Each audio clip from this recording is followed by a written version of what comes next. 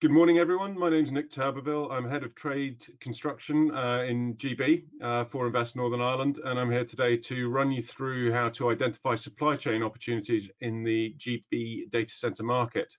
So just a quick run through the agenda, do some introductions and how I would go about research, sources of information, and typical construction requirements for data centers before a live Q&A towards the end. So UK data centers doing the research. I'm normally based in our London office, but because of lockdown, this is the view of my desk at the moment. So there you can see me hard at work researching data center opportunities for all of you guys. So essentially what you want to be asking yourselves are the who, what, why, when, and wheres of data centers.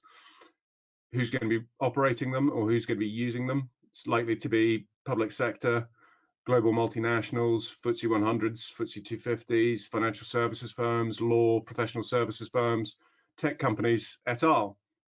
And what is it that they're going to be looking for? They'll be looking at modern methods of construction, design for manufacture, simplicity, speed, value for money, and building information modeling. Why? They want to be up and running quickly, and they want to have them as easy to operate facilities.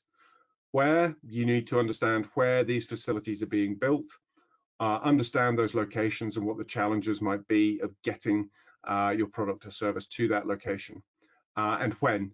There is some evidence that you should be looking at things in the past, but ultimately you want to be looking at the current and future trends of data centers in GB. So who do we find out who is operating these things, where are they going, what's going on? I have a few sources of information that I would recommend, but probably the best thing to do is start just in broadsheet newspapers.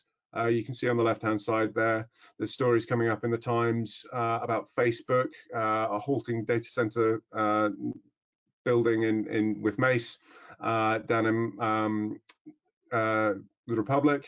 Amazon, Apple, etc., all being mentioned in the news. So then you want to maybe start to dig a bit deeper and find out who the operators are. There's a number of other interesting sources out there. A couple of them are listed down the left-hand side, but you'll find your own favorite, and that's important to remember. This is not prescriptive, but in researching this presentation, I found these particular websites of use. So looking there, Hosting Data has a full list of UK data center operators, and just running through the list, I picked out number 4, Telehouse, which is a big facility in North London, to look at how I might research an opportunity from these guys.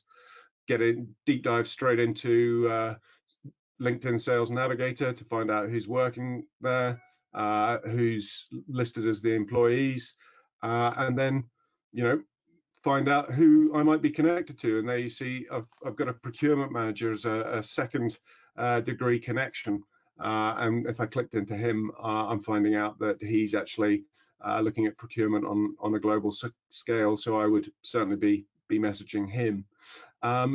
Identifying particular opportunities. I've found that it can be a bit of a minefield. You need to put in data center, both UK and American spelling. You need to split it into 2 words. You need to hyphenate. You need to put plurals in.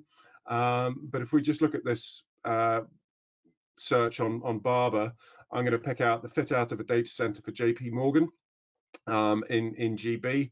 And just show you the power that this tool has to get you to the right place as quickly as possible.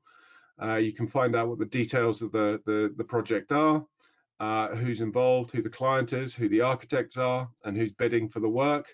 So you see there's 2 local construction firms to the data center that are bidding for that work.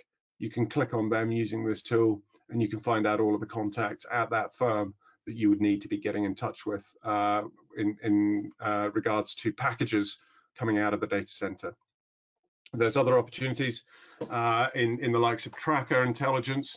Here you'll just see a quick grab based on the words data center and CPV codes, common procurement vocabulary codes relating to data center and data management. and you can click into any one of those to find out more about them. I'm happy to answer individual questions post the seminar. As long as you're an Invest NI client company, we're happy to help you navigate this quite complex market. In terms of construction-specific considerations, the operators up and down the country are looking at design for manufacture, modern methods of construction, value for money.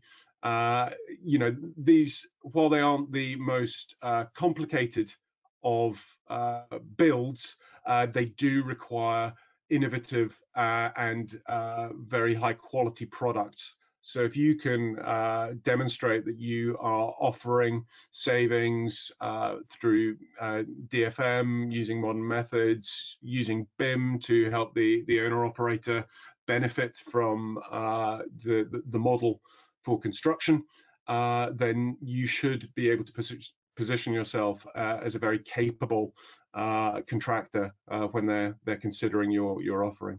As I said, these are simple buildings. They're unlikely to be winning Sterling prizes. It's not about the beautiful facade, but it may in fact be about the quality of the steel frame of the building. What are its fire retardancy levels, and so on and so forth. What can be done off-site to allow the owner operator to ensure they've not got trade on trade on site is important, keeping costs down. And if you can demonstrate innovation within the data center sector, that's going to be of great benefit to you. You will need to, of course, consider specialist trades. This isn't like a normal office block. It may be that there's a requirement for high voltage engineers, for example. So there we go. That's a pretty quick run through of the data center construction landscape. I wish I had more time. Could probably go on for many more minutes than this.